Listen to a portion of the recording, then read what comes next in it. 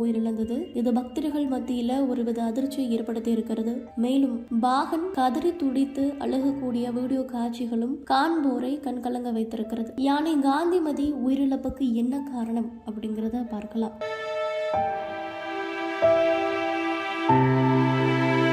தமிழ்நாட்டில் பிரசித்தி பெற்ற சிவாலயங்களில் ஒன்று திருநெல்வேலி நெல்லையப்பர் கோவில். மாநிலத்தின் பல்வேறு பகுதிகளில் இருந்துமே இந்த கோவிலுக்கு பக்தர்கள் வருவார்கள். இந்த கோவில்ல காந்திமதி என்ற யானை பக்தர்களை ஆசீர்வதித்து வந்தது. காந்திமதி யானைக்கு கடந்த சில ஆண்டுகளாகவே உடல்நிலை பிரச்சனைகள் இருந்து வந்ததாக சொல்லப்படுகிறது. காந்திமதிக்கு 56 வயதாகிறது. இந்த யானைக்கு வயது முதிர்வு காரணமாக மூட்டு வலி உள்ளிட்ட பிரச்சனைகளுமே இருந்திருக்கிறது. இதற்கான சிகிச்சையுமே அளிக்கப்பட்டு வந்திருக்கிறார்கள். குறிப்பாக 5 ஆண்டுகளுக்கும் மேலாக காந்திமதி யானைக்கு மூட்டு வலி பிரச்சனை இருந்திருக்கிறது. இதனால் கடந்த சில மாதங்களாகவே வலி அதிகரித்திருக்கிறது. இதன் காரணமாகத்தான் கால்நடை மருத்துவர்கள் காந்திமதி யானைக்கு தொடர்ந்து சிகிச்சை அளித்து வந்தார்கள்.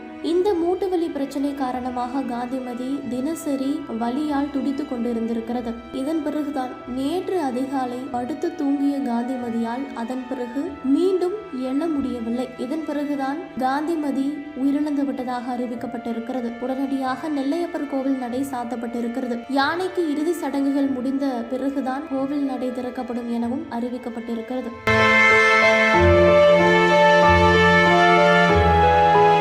56 வயதான காந்திமதி யானை உடல்நலக்குறைவு காரணமாக உயிரிழந்திருக்கிறது. இதனால் தற்போது பாகன் கதறி அழுகக்கூடிய வீடியோ காட்சிகளும் வெளியாகி இருக்கிறது. குறிப்பாக 1985ஆம் ஆண்டு கோவிலுக்கு நன்கொடையாக அளிக்கப்பட்டதுதான் இந்த காந்திமதி யானை. நயினார் பிள்ளை என்பவர் இந்த யானையை நன்கொடையாக அளித்தார் என்பதுமே குறிப்பிடத்தக்கது.